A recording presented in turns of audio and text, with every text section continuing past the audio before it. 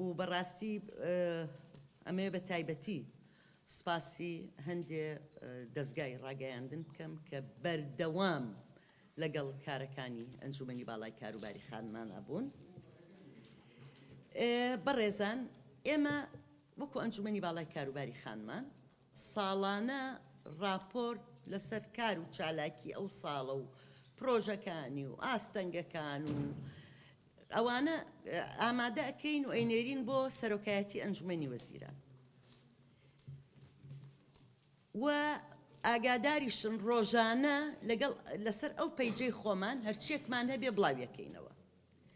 ئەم ساڵ بە باشمان زانی ڕاستەوخۆ لەگەڵ ئێوەی بەڕێزە بە کورتی ئاماژە بە هەندێ لایەنی ئەو کار و چالاکیانە بین و هەر بۆ ئەم مەبەستە راپۆرتێک ئامادە کراوە لە خزمەتتانایە ئەتوانن هەڵیگرن ئەگەر شتێک لێرە وەختەکە مەجال نەبوو یان ئەتوانن دوایی کە بە وردی خوێندنەوە دەرگای ئەنجومەنی باڵای کاروباری خانمان واڵایە و هەمومان لە خزمەتتان نابین. هەموو وەزانن کە استراتیجێکی نیشتیمانی گشتگیر هەیە لە 22 یانزەی 2016 لەلایەن ئەنجومەنی وەزیرانەوە پەسەند کرا تایبەتە بە بەرەوپێشچوونی ڕەوشی ئافرەت لە کوردستانە. ئەم استراتیجی حکوومەتە لەو بوارە بۆ 10 ساڵە، بۆیە هەموو سیاسەت و استراتیجەکانی کە لە بواری ئیشی ژنانایە ئەکەوێتە چوارچێوەی ئەو استراتیجێتەوە. ئەوەی لە ساڵی 2019 بۆی وەختەکەتان لەسەر کورتکەمەوە بە هاوکاری لەگەڵ لایەنە پەیوەندیدارەکان، چکە ئەنجومەنی باڵای کاروباری خانمان توانم بڵێم سەرجەمی ئیشەکانی ئللا زۆر کەم نەبێ، بە هاوکاریە لەگەڵ وەزارات، دەستە، ڕێکخراوی کۆمەڵگەی مەدەنی، ڕێکخراوی نێودەوڵەتی ئەنجامی ئەوەی لە ساڵی 2019 کە بە گرنگی ئەزاین عەرزی ئێوەی بەڕێزی بکەین، ئەوەیە پێکێنانی یەکەکانی جەندەر، یەکەکانی یەکسانی جەندەری لە وەزارەتەکان و دامەزراوەکانی حکومەتی هەرێمە. ئەم یەکانە وەکو میکانیزمێک لەگەڵ استراتیجێتەکە بڕیاردرا وەکو میکانیزمێک بۆ جێبەجێکردنی ئەو استراتیجێتە. طبعاً ئەمە هەنگاوێکی زۆر ئێمە بە گرنگی ئەزانین بۆ بەرەو موەسساتیکردنی پرسی ژن کە لە هەموو دامەزراوەکانی حکوومەتە پلان هەبێ بۆ جێبەجێکردنی ئەو استراتیجێتە. تا ئێستا لەبەرەوەی ئەزمونێکی تازەیە لە 2019 خولی ڕاهێنان بۆ ئەندامانی ئەو یەکە جەندەریانە کراوە کە تا ئێستا 40 ئەندامن لە بابەتی جیاجیا پەیوەندیدار بە ئیشەکانیانەوە هەمووی لەو راپۆرتە ئەبینن ئەکەوێتە بەردەستدا. طبعاً ئەزان ئێمە وەزارەتەکان زۆر لەوە زیاترن و هەروەها دەستە و پارێزگا و ئێستا ئامادەکاری تەواو کراوە بۆ پێکێنانی ئەو یەکانە لە وەزارەتەکانی تر لە هەر چوار پارێزگا و بە ئیدارەی ڕاپەڕینەوە و دەستەکانی تر کە تیایانە نییە. هیوادارین تا کۆتایی 2020 ئەویش کۆتایی پێبێنی. لەم ساڵە لە زۆربەی زانکۆکانی هەرێمی کوردستان سەنتەری یەکسانی جەندەری کراوەتەوە کە ئێستا ژمارەیان 32 زانکۆیە. طبعاً ئەمیش گرنگیەکی تایبەتی هەیە بۆ یەکەم جارە لە کوردستان ناوەندی ئەکادیمی بێتە ناو پرسێکی واوە. یەکەم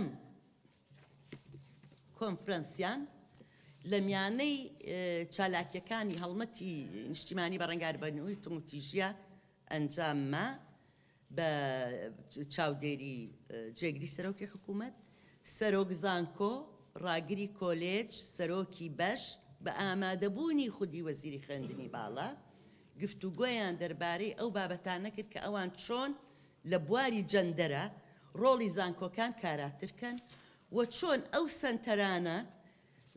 ینی تەطویری پێ بکەن بەرەو پێشی بەرن کە خزمەتی زیاتی بکات. طبعا ئەمەش بە بۆچوونی ئێمە کارێکی زۆر گرنگە کە ناوەندی باڵای ئەکادیمی بە فەرمی بێتە ناو مەسەلەی پرسی ژنانەوە. لەو مەسەلانەی پەیوەندیان بە مەسەلەکانی تومتیژی بەرامبەر بە ژنانەوە هەیە، استراتیجی بەڕەنگاربوونەوەی تومتیژی دژی ژنان، قەراری 325 کە تایبەتە بە ژن و ئاشتی و ئاسایش و بڕیاری 2379 کە ئەویش تایبەتمەندە بە تومتیژی سێکسی لە وەختی ململانیەکان، و بەیانی هاوبەشی حکوومەتی عێراق و ئۆفیسی سکرتێری گشتینەتەوە یەکگرتوەکان تایبەت بە تومتیژی سێکسی و ئەرکەکانی حکوومەتی فیدرال و حکوومەتی هەرێم.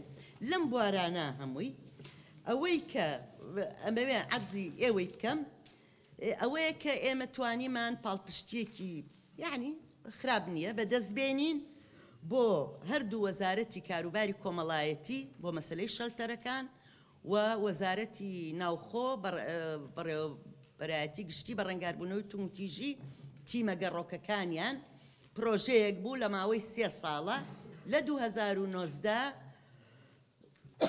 لەلایەن هەموو لایەنە پەیوەندیدارەکانەوە تەواو کرا.